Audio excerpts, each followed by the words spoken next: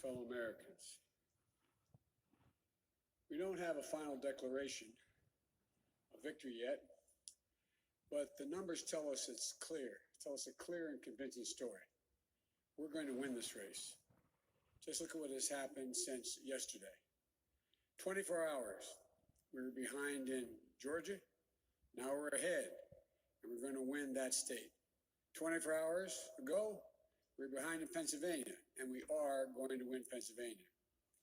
And now we're ahead, but we're winning in Arizona, winning in Nevada, and in fact, our lead just doubled in Nevada. We're on track to over 300 electoral college votes. And look at the national numbers. We're going to win this race with a clear majority of the nation behind us. We've gotten over 74 million votes. Let me repeat that, 74 million votes. That's more than any presidential ticket has ever gotten in the history of the United States of America. And our vote total is still growing. We're beating Donald Trump by over 4 million votes. And that's a margin that's still growing as well. One of the things I'm especially proud of is how well we've done across America. And we're going to be the first Democrat to win in Arizona in 24 years. We're going to be the first Democrat to win Georgia in 28 years.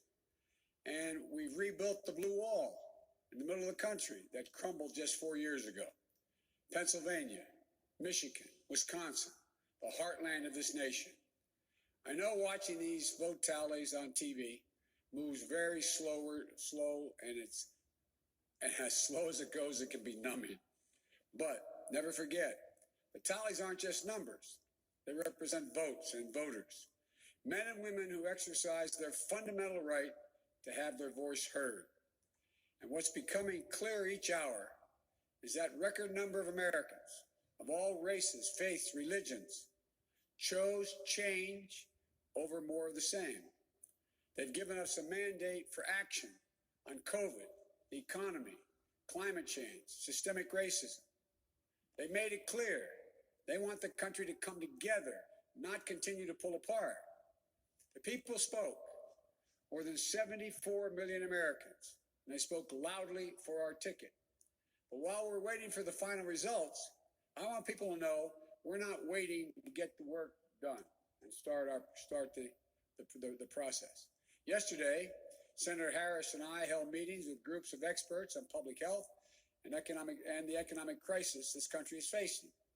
The pandemic, as you also know, is getting more worrisome all across the country. Daily cases are skyrocketing, and it's now believed that we could see as many as 200,000 cases in a single day. The death toll is approaching 240,000 lives lost to this virus. That's 240,000 empty chairs, kitchen tables, and dining room tables all across America. We'll never be able to measure all that pain and the loss, the suffering that so many families have experienced. We know something about what it feels like to lose someone. And I want them to know they're not alone. Our hearts break with you. I want everyone to know on day one, we're going to put our plan to control this virus into action.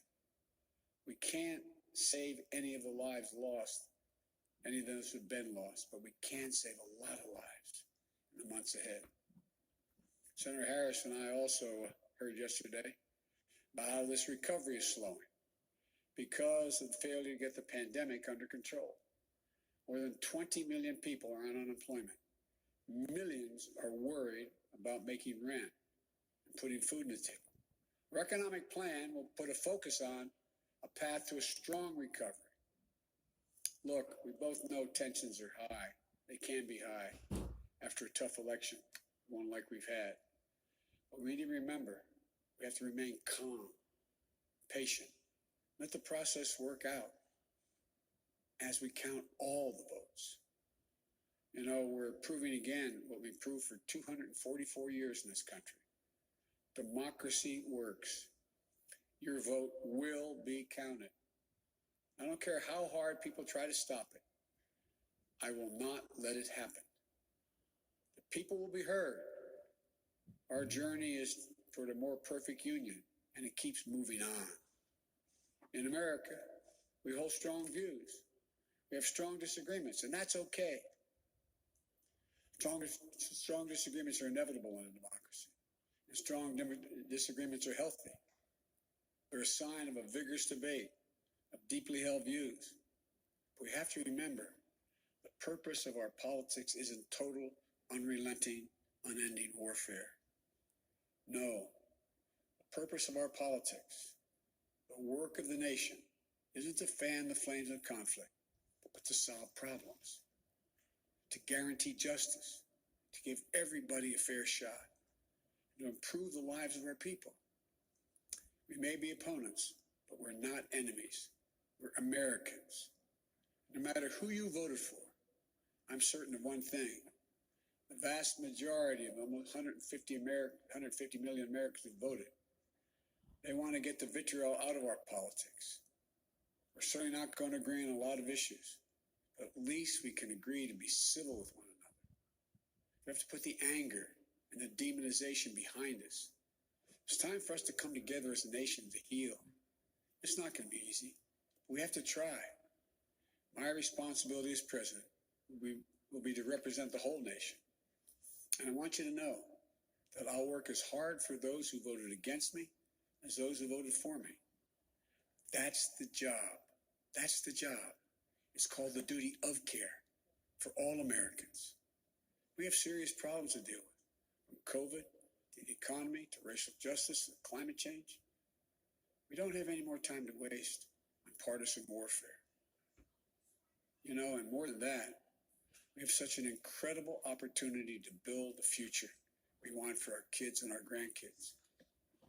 I've said many, many times, I've never been more optimistic about the future of this nation. There is no reason we can't own the 21st century. We just need to remember who we are. This is the United States of America. There's never been anything we've been unable to do, unable to accomplish when we've done it together. I hope to be talking to you tomorrow. I want to thank you all, and may God bless you, and may God protect our troops. Good night.